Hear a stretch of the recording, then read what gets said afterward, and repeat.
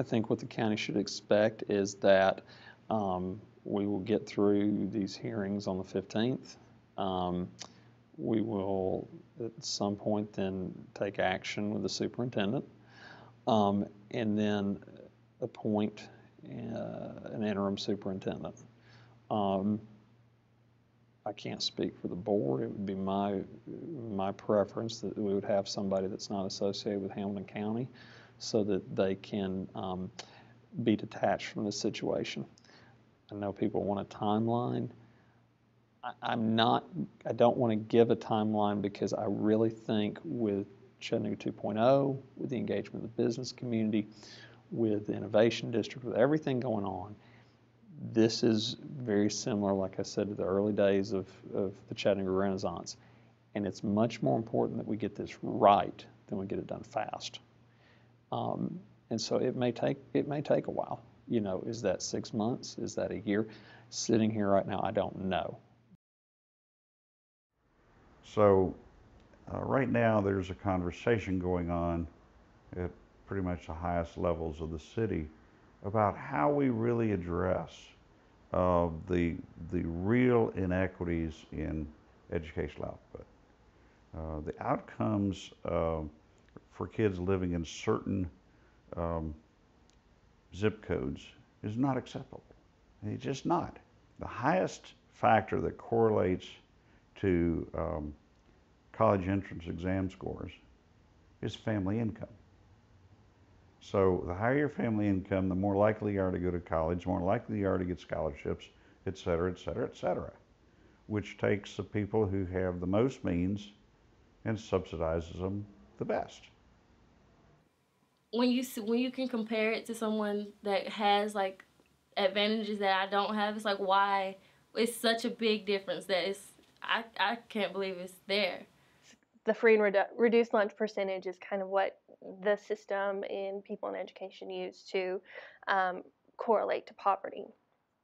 So you can see, even in these three districts, District 7 is 47.4%, District 8 is 74.6%, District 5 is 91.4%. The red is percentage of kids, students with economic disadvantage. So that's the free and reduced lunch number. And then the yellow is the percentage of students scoring proficient or advanced in math. And the blue is proficient or advanced in reading and English language arts. So you can see that the bigger the red, the smaller the yellow and the blue tend to be. The smaller the red, the bigger the yellow and the blue tend to be. So can you create a narrative based on the current data and take a hypothetical cohort of students, let's say 100 students in one of the feeder patterns. It was the Brainerd feeder pattern. 12 of those students will be reading on grade level when they leave 5th grade. When those 100 students leave middle school, only 11 will be reading on grade level. 16 will be on grade level in math. When they finish high school, 35 of those 100 students won't even graduate. 7 of them will qualify for the Hope Scholarship, and 0 of the 100 will meet all ACT benchmarks to be considered college ready. The sobering side of that narrative is we're not talking about 100 kids. We're talking about 1,600 kids every day in that feeder pattern.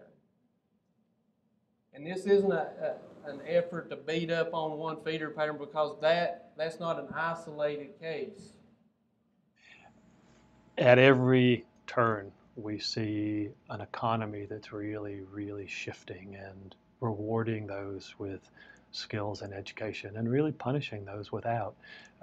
Chattanooga, for a very long time, was known as the Dynamo of Dixie. It was the manufacturing hub of the South, and you could have a good living whether you graduated from high school or not. Those things have changed so dramatically now. I think Chattanooga is not very much unlike a lot of other southern towns mid-century and into the 70s. People have struggled, unfortunately, with race issues far too long in this country. I think we're a little better than we used to be. We're not there yet. We're certainly not there yet in Chattanooga. We were researching when Chattanooga school system desegregated, and basically we desegregated, and then all of the white people fled to the county schools, which is where I go now, which are still primarily white, and so the inner city schools, which were primarily students of color, stopped getting funding, and I didn't know that. And did you know that? Mm-mm. When the school systems merged, we thought that that would minimize at least economic segregation, and it has not. Kids oftentimes don't feel like there's hope. They don't have a future. They're not welcome. Those kind of things. And so we've got to change that. And it is changing. It's gotten better. Education is very, very important. But after you finish getting your education, the opportunities still have to exist. The thing that's so interesting to me now that we couldn't have talked about really too many years ago is that our best and brightest kids really didn't have the kind of opportunities here that we needed to provide for them. They had to go to different places, Atlanta, Birmingham, Nashville. Now they can stay in Chattanooga. Oftentimes when you look at Chattanooga, you're probably looking at maybe two cities to a large extent. It's been said that there's no black middle class, for example. Depending on how you look at the socioeconomic scale, that's just for conversation purposes. Let's just say that there may be some semblance of relevance in that statement. We basically did a study not too long ago regarding what we call the C-suite. We were looking around, and we were looking at to determine basically where were the people of color that represented senior management in the corporate structure of the community that we could begin to bring on the board for succession planning within the trustee ranks. And we looked around and we couldn't find them.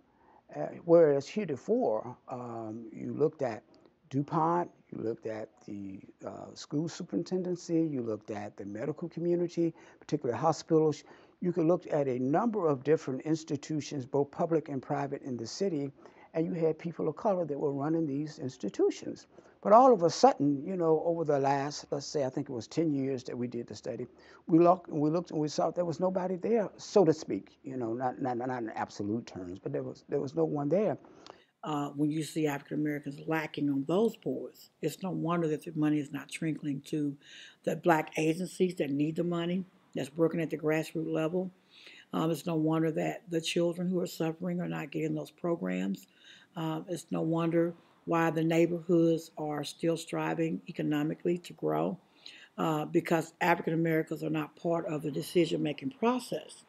So, you know, I really do believe a part of why we have a feeling that we might have two Chattanoogas if we're not careful, or if it's the best town ever, but for whom, is that those connections yet have not been knit together in the deliberate way we need to do that now. I've always had an interest in becoming a teacher ever since I was a kid myself. I chose the career path of business, and I worked in the management field for a number of years. There became a time in my life to start thinking about how can I better impact the community, how can I be more effective in motivating individuals and training them, and so I stumbled upon Project Inspire and decided to sign up and see if I can get involved, and so I'll be transitioning into a role of a teacher this year. School spending, you're going to hear a lot about this. Hamilton County spending, we have three funding sources. So we get money from the federal government, from the state government, and from our local government, from a couple of different tax revenue sources. 52.8% comes from local sources, 37.81% comes from state, and then the federal government is 10.2%. Our last local increase in funding was in 2005. And so when you look at the fact that we haven't had the BEP fully funded, it speaks to some real challenges for us as a school system. If you look at that same time period, look at all of the good things that are happening in our community. We're seeing an economic opportunity here like we've never seen before. You look at our business and industry growth, but you also now look downtown at the innovation district. Now, this was the first of 11 community meetings that Superintendent Rick Smith was hosting in hopes to get a little bit of community support for a 44-cent tax hike. And there's people on both sides of the issue, some willing to pay it and others who aren't. It kind of came out of nowhere. There was no real formal announcement. It just came up. And later it seemed like they kind of backpedaled from that a little and said they didn't care how it got funded. You know, it could be a wheel tax, it could be something else. But last spring I spent quite a bit of time out in the community. I believe 11 different community meetings, and very few people push back on the vision, and people have always pushed back on us with regard to how we spend money. So we try to be very upfront with our budget. As you know, we went public with a citizen's guide to our budget. You know, I've seen a lot of data recently that's very exciting to look at. How many jobs have come in the last 5 years, and then I mean it's an interesting line, but all of a sudden it gets steeper and steeper and steeper of the jobs that are coming. And I think as a community we have to decide, are those going to be jobs for our children, or are they going to be jobs for other people's children? Here's the way we have to look at it. We are the home in the greater Chattanooga and Hamilton County area to world-class companies. And by world-class, I mean that they are very good at planning their own futures, they are very good at managing their operations, and in total, they're very good at running their business. World-class businesses generally recognize that the human resource asset, the people asset, is the most important part of that business. Getting people is expensive, training people is expensive, retaining people is expensive. And that investment is worth everything when you've made the right choice. There were 4 initial partners that have been at the table for almost a year: the Benwood Foundation, Public Education Foundation, the Chamber of Commerce, and Hamilton County Schools, that were meeting almost weekly for about 3 or 4 months. We approached it from an opportunity standpoint, that we have these jobs that are available, and then we've got a talent pool right here that we're not connecting. So how do we lessen that gap between the opportunities and the talent? I don't get a sense that people are saying, well, let somebody else do it. It's what part can we play? And I don't want to paint an overly rosy picture. There are some people who stand on the sidelines. There's some people who are out front leading it, and there's some people who wait and see, and there's still people who say really negative things about the schools. Why can't they be better? I'm beginning to hear more of, we can do everything else. We can transform the city in other ways. We ought to be able to transform education. The public-private partnership has developed a very good piece that will go public soon. Probably by the time you do this publicly, it'll be out. Our hope is that we take that data, that report, using it as a clarion call for conversation about what needs to be different, sitting in those same kinds of meetings that we had in Chattanooga 1.0, but around this particular issue, and with hopes that we can listen to each other.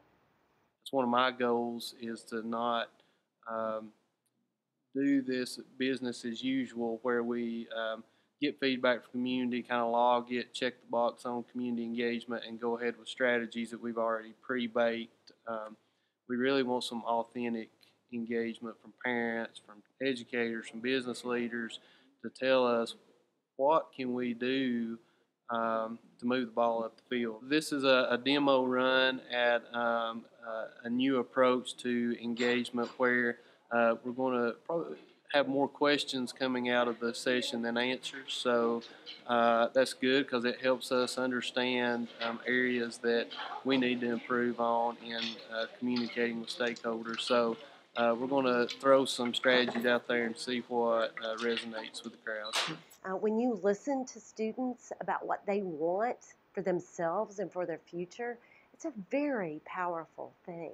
When you listen to teachers say, that they have really been watching their class come to life around solving a real world problem.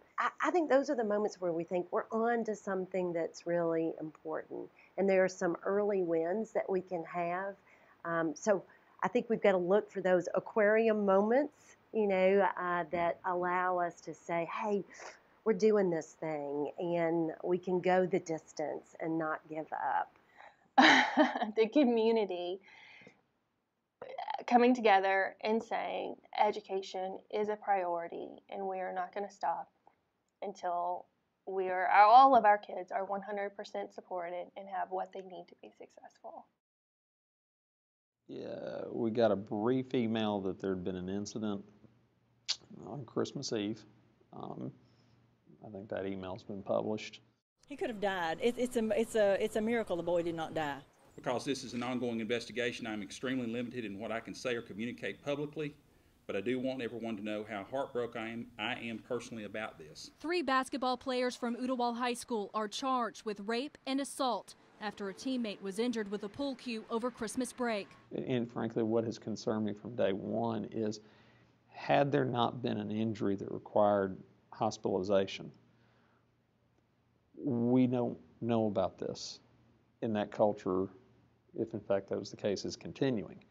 But once again, we're in the middle of an investigation, and it's hard for me and even get to the point of having a hindsight discussion in terms of what should have been or could have been done differently. We've got to get there. An emotional outburst from one Hamilton County school board member as they voted to accept Superintendent Rick Smith's request for a contract buyout. Not being cognizant of that as partners in this and not acknowledging that tragedy just wouldn't be responsible on our part as well. So as I think about that, and I put my principal hat on, I put my coaching hat on, I put my player hat on, and then I put my daddy hat on, and it's heartbreaking, and it's a time that if ever we needed to double down as a community and as partners and as leaders to say we support education. And it's not just a K-12 issue. It's not just the folks that are in the schools working hard every day and facing these challenges in the trenches. But there are roles for us as community leaders in supporting them. Historically, public education has been the primary way that people raise their standard of living. And if it ceases to be, then basically we have a lot of downward mobility in society without much upward mobility. And that's a recipe for not good things. As long as you're relying on a person in front of the classroom and that's how you determine your success or failure, then we have failed. And so that's our last piece is you have to be able to learn how to make that person in front of the classroom not the determining factor in your success or failure. We believe there are 3 parties that have the greatest impact on kids. You have parents, you have teachers, and you have other kids. I think for too long we haven't seen teachers as leaders or makers. They simply take a curriculum and teach it. And I think there's enormous, the profession benefits so much when teachers have an opportunity to innovate and to work together to change things. But really, being right here has changed my life. And I can tell you that there is disparity here in what we feel like we can accomplish, and we fight these gaps, right? And that was part of my pitch initially to Teacherpreneur. I'm stuck in an academic achievement gap. I have the digital divide, and I'm fighting poverty, right? Those are all real things that I'm trying to overcome as an educator and move these children forward so that they have bright futures. And I think that's a real conversation we have to have about what are we going to do to strengthen these communities. Why can't that future start here? And why can't it be led by our children?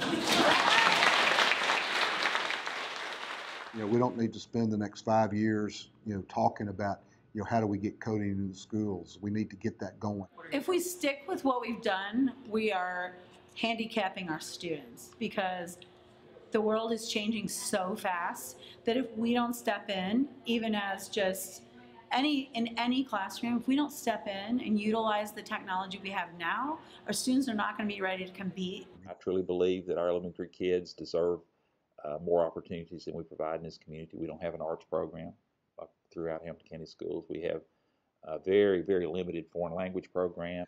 What are the really high leverage early childhood education programs? If you're eligible for a Hope Scholarship with the Tennessee Promise, it's under $8,000 for a baccalaureate degree.